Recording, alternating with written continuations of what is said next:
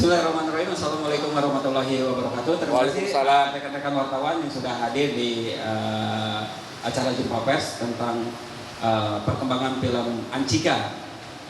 Di samping saya ini sudah ada produsernya langsung. Jadi teman-teman mungkin bisa nantinya akan dikasih kesempatan untuk bertanya seperti itu, dan mungkin sebelum ada pertanyaan dari masuk ke sesi pertanyaan, mungkin saya akan memberikan kesempatan dulu ke produsernya Anchika seperti itu, Mas Budi Ismanto. Silakan Mas Budi, apa yang menjadi ada targetan khususkah dari film Anchika ini, atau misalkan ada dalam waktu beberapa hari ke depan, misalkan ada artisnya yang akan dibawa ke Banjarmasin seperti itu. Silakan Mas Budi. Oke.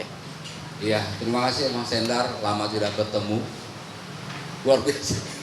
Jadi MC-nya sekjen IJTI loh. Wah, keren. Tapi ini sesama teman sama jurnalis. Terima kasih dulu kepada kawan-kawan wartawan yang mau hadir di acara jumpa pers hari ini. Ya, kita hari ini sesuai janji sih lama ya. 69 Production itu kan darah dagingnya ya. Lahirnya itu di Kalimantan Selatan. Jadi kurang elok lah ketika 69 Production membuat sebuah film yang mudah-mudahan bisa menjadi box office gitu, tidak melupakan kawan-kawan di daerah, terutama kawan-kawan wartawan. Maka dari itu hari ini kita khusus mengundang kawan-kawan sesuai janji saya ketika Anchika masih diproduksi, bahwa nanti akan bertemu dengan kawan-kawan wartawan menjelaskan tentang perkembangan film Anchika Dia Yang Bersamaku tahun 1995. Jadi begini, Anchika 1995 sudah rilis sejak tanggal 11 kemarin. Sejak tanggal 11 kemarin, dan alhamdulillah respon masyarakat pencinta film Indonesia sangat positif.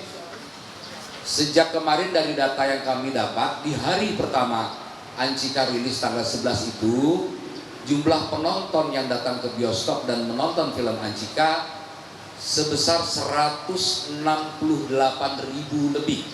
168.000 lebih. Tentu saja ini sebuah capaian yang sangat membanggakan bagi kami 69 Production, dan tentu saja dengan MD Pictures selaku promotion dan distribusi dari film ini.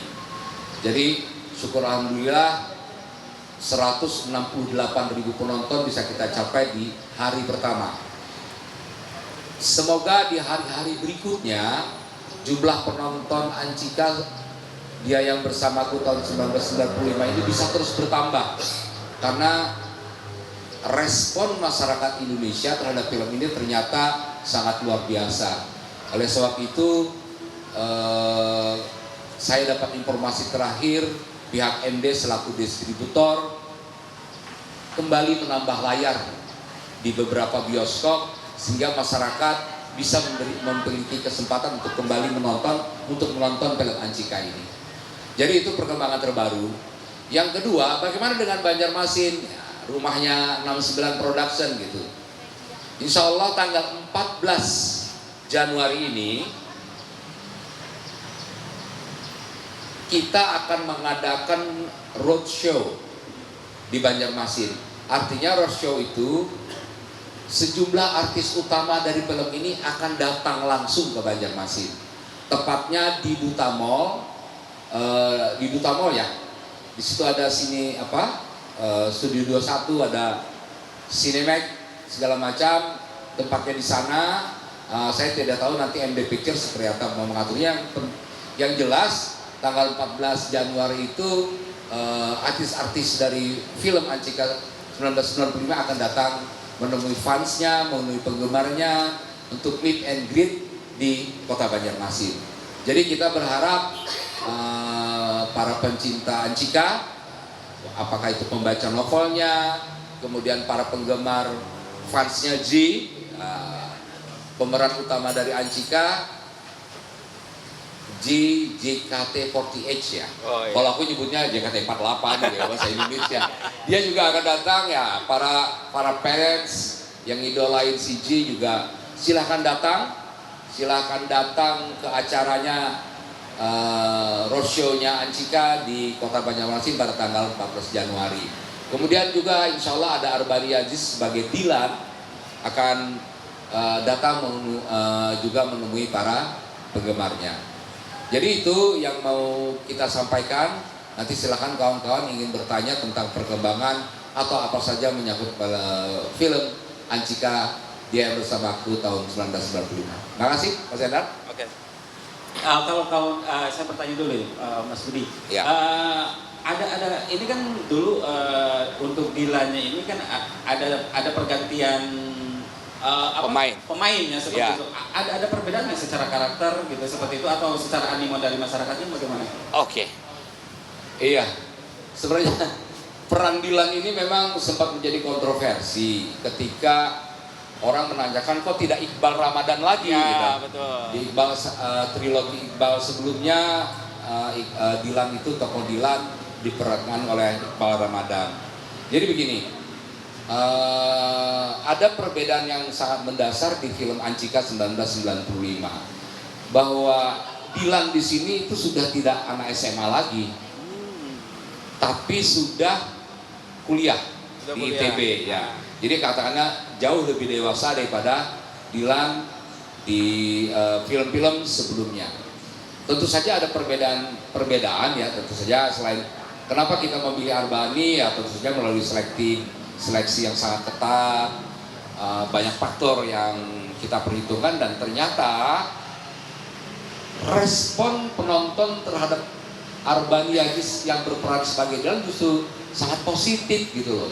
Banyak yang memuji Arbani justru cocok untuk memerankan Dilan dewasa, artinya Dilan yang sudah mahasiswa. Beda dengan Dilan yang masih SMA. Ini di film ini gitu loh. Perbedaan karakter atau perbedaan masa gitu kan ketika Dilan SMA dan Dilan sedang saat kuliah tentu saja berbeda. Dan Arbani sangat pas untuk memerankan ketika Dilan menjadi seorang mahasiswa. Nah jadi saya kira tidak ada masalah terhadap pergantian ini. Toh kalau Anda menonton, Anda bisa melakukan penilaian langsung bagaimana Arbani Aziz berperan semaksimal mungkin, seoptimal mungkin sehingga dia mampu memerankan karakter Dilan dengan baik di film Anchika. Saya kira itu ya. Oke. Mungkin dari teman-teman wartawan ada yang bertanya kan? Silakan. Silakan. Assalamualaikum warahmatullahi wabarakatuh. Waalaikumsalam. Awal Wasulan, angkatan ke Om Budi. Iya. Sekarang di sini dari pos tapi ini kan makan pos namanya online ya. Sip. Ini Om Budi. Kan pernah bikin film tahun berapa lupa itulah. 2018. 2018. Kampus kan ya? Film Cowboy Kampus. Nah, kan tahun 90-an juga tempatnya. Iya, iya. Ini kan sama nih 95 nih. Iya. Kenapa senang mengangkat tema tahun 1990-an nih? Yang pertama. Dua kan kalau di film itu kan harus 500.000 orang, kalau tidak sampai 500.000 orang seperti film Seribu Sungai, Ya. kan langsung dihilangkan. Ya. Sama kan film yang yang dibikin di Latatin kaset gagal mencapai itu. Mungkin bisakah mencapai target itu? Yang ketiga, apakah di antara film itu ada artis Banua yang main di film tersebut? Oke. Masalahnya di Jakarta kan ada beberapa artis Banua yang di Jakarta. Ya. Kalau misalnya tidak mendapatkan, kenapa? Kan mereka sering muncul di Indosiar, yang putranya, yang putrinya juga ada nih. Ya. Mungkin itu seleksinya kan tidak ada gemanya di sini. Ya. Kalau dulu kan gemanya ada, dilibatkan orang artis Banua yang dilibatkan. Ya. Nah, ini kan tiba-tiba mendadak, kami sering melihat di antara kan, untuk Anchika siapa yang bikin filmnya. Betul. Kita kurang tahu tuh. Ya. Ada sisi siapa yang disebut dari teman kami perempuan, kan kita ada membaca. Seandainya kita orang banyak, yang mau kita tarik berita itu. Oke, siap. Iya, mungkin itu pertanyaan ini teman-teman lagi. Wassalamualaikum warahmatullahi wabarakatuh. Waalaikumsalam. Langsung? Langsung dijawab ya, supaya tidak lupa. Oke. Iya.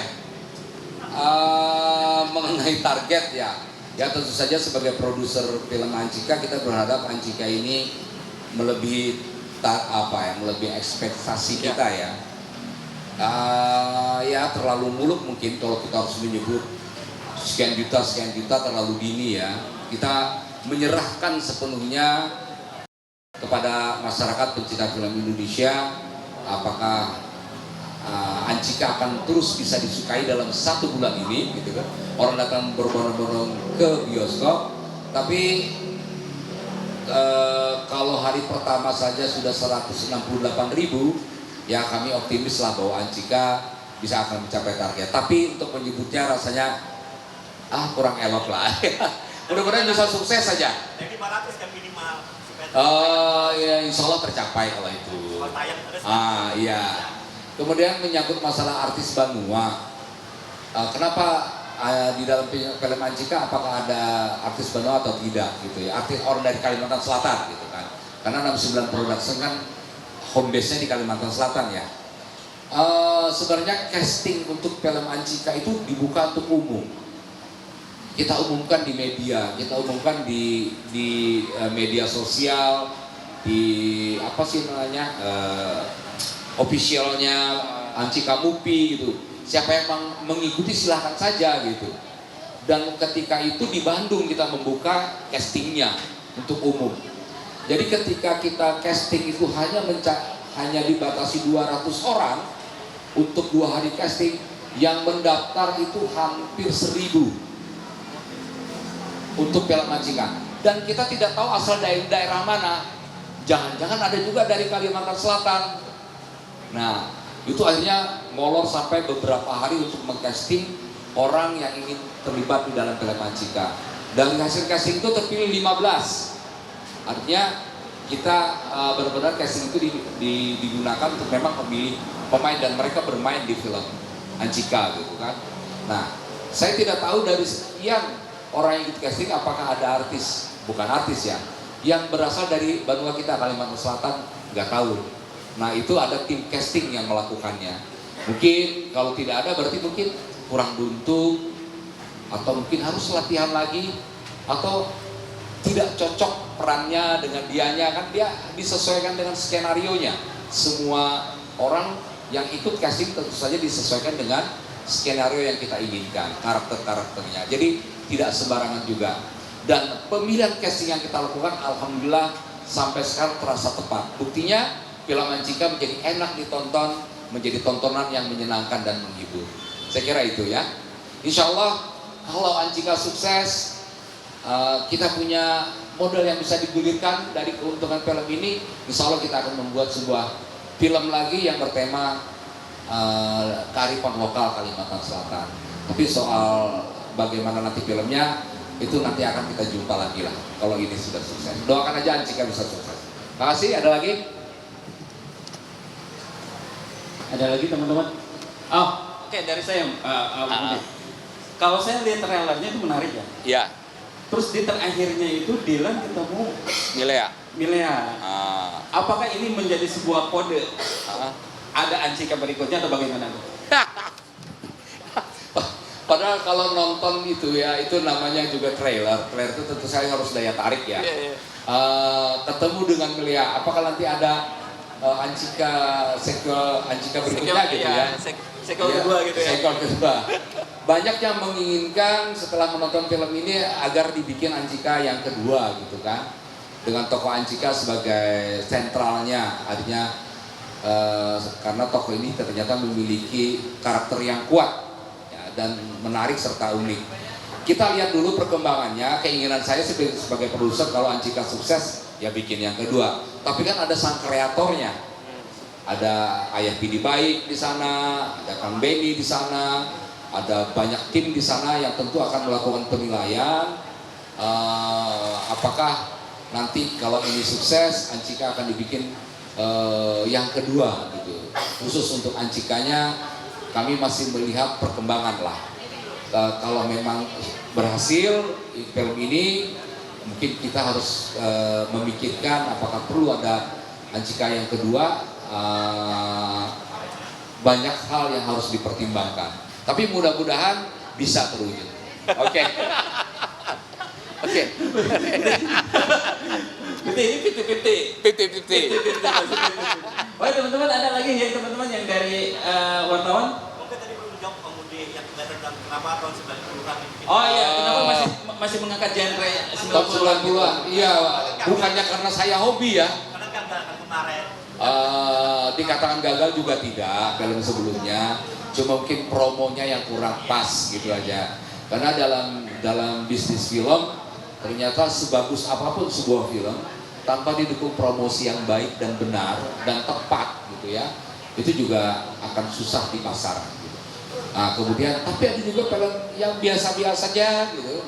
Tapi karena promonya bagus, tepat, malah meledak di pasaran. Jadi saya bukannya suka dengan apa ya membuat film-film back gitu. Ya, genre 90 gitu ya. Genre 90, 80 gitu enggak. Karena memang ceritanya seperti itu. Novelnya seperti itu. Jadi kan adaptasi dari novel.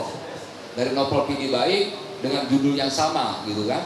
Jadi seperti itu. Padahal membuat film periodik istilahnya ya. Artinya kita harus setback ke belakang, itu biayanya mahal banget Pak. Lebih mahal biayanya daripada kita membuat film kekinian yang sama dengan situasi sekarang. Membuat film setback itu mahal, periodik itu mahal.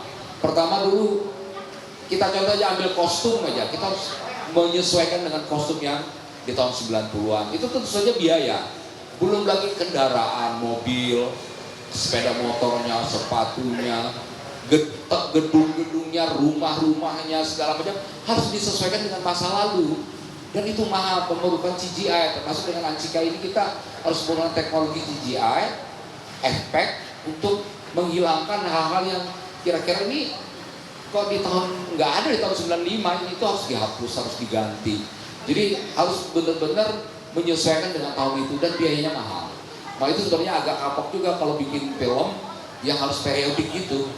Apalagi kalau kita kembali ke tahun 70 gitu, harus artnya, rumahnya, itu kan harus disesuaikan semua Pak. Radio, TV, ada nggak tahun 90-an TV flat? Nggak ada. Komputer, iya kan semuanya harus disesuaikan. Dan itu yang memakan biaya besar. Nah itu. Jadi sebenarnya membuat film saya tidak spesialis untuk film-film periodik gitu ya.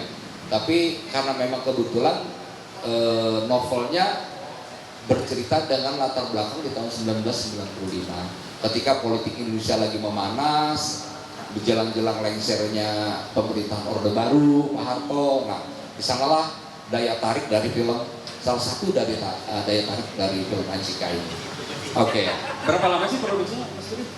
Produksinya sebenarnya lama ya. Anjika itu sebenarnya kita garap sebelum pandemi. Praproduksi development itu sudah kita bangun 2019. Itu udah mulai sebenarnya membangun development, persiapannya itu. Nah ketika mau masuk praproduksi kita dihantam oleh pandemi 2019, 2020, 2021 itu kita dihantam pandemi sehingga 69 Production memutuskan untuk stop. Kemudian setelah pandemi selesai, suasana bioskop di Indonesia belum normal.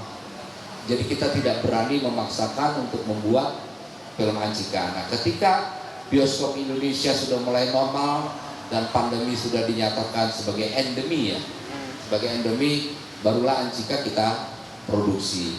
Alhamdulillah tahun 2022 kita awal, kalau nggak salah di Januari 2022 kita sudah mulai persiapan tuh. Jadi sebenarnya 2 tahun lah untuk membuat Anjika itu, agak panjang karena agak tersendat-sendat berbagai masalah di lapangan dan juga kondisi Indonesia ketika itu. Oke, berarti kalau misalkan tidak ada pandemi itu Anjika ini bisa rilis itu di tahun-tahun 2020-an mungkin ya, seperti iya, itu.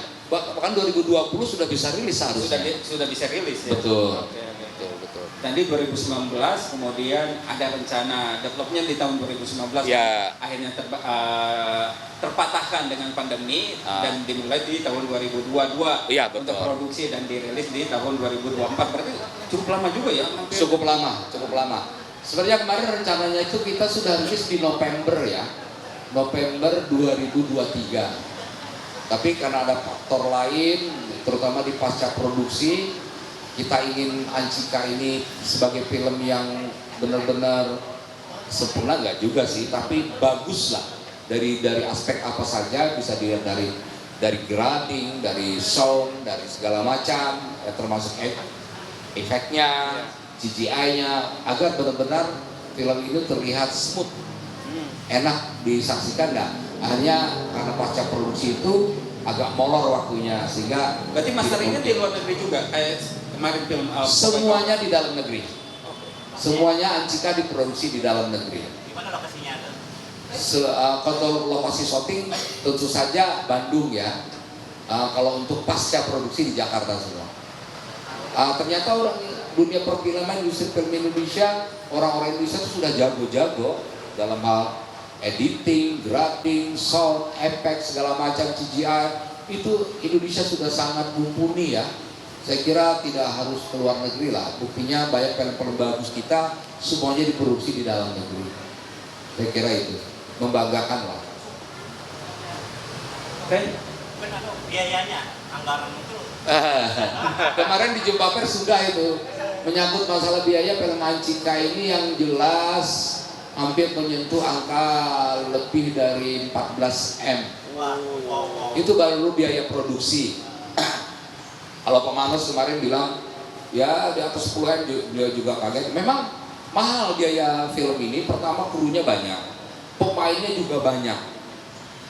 Pemain, kru, extras. Kemudian ada adegan-adegan yang memang memerlukan biaya besar seperti adegan demo gitu kan. Kemudian biaya operasional karena kita harus menutup beberapa kali jalan kota Bandung gitu. Wah, cukup ribet untuk mendapatkan momen yang bagus, harus kejar-kejaran, jadi memerlukan biaya lah yang cukup besar untuk ini, mulai development, praproduksi, produksi, sampai pasca produksi yang terbaik untuk film Anjika.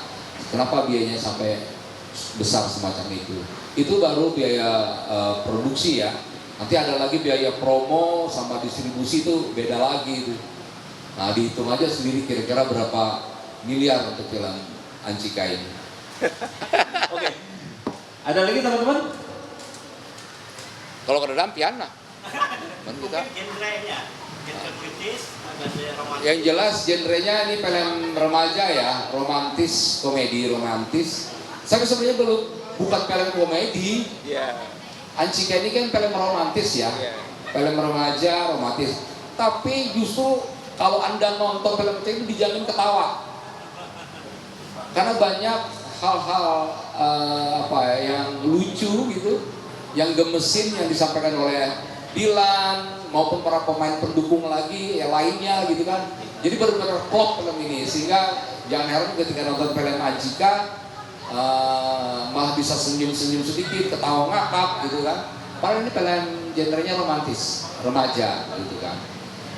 Kemudian saya ingatkan untuk warga Banjarmasin, para pencinta film Anjika, pencinta fansnya fansnya fansnya Arbani dan yang lain-lain, tanggal 14 Januari di Duta Mall kita akan adakan meet and greet serta roadshow dengan artis dari film Anjika.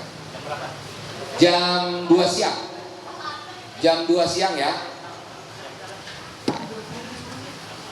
Oke, kalau nggak ada pertanyaan lagi, Mas Budi? Cukup? Gak ada pertanyaan? Ya udah. Cukup kali ya? Korsi aja berdua berapa? Hah? Apa? Oh, doorstop. Oh ya udah. Berarti Ya udah. kita tutup dulu ya. Ya udah. Oke. Terima kasih teman-teman atas kehadiran di Jumpa Pers kali ini. Sampai jumpa di Jumpa Pers lainnya di tanggal 14. Tanggal 14 Januari. Oke, Silakan. Assalamualaikum warahmatullahi wabarakatuh. Waalaikumsalam.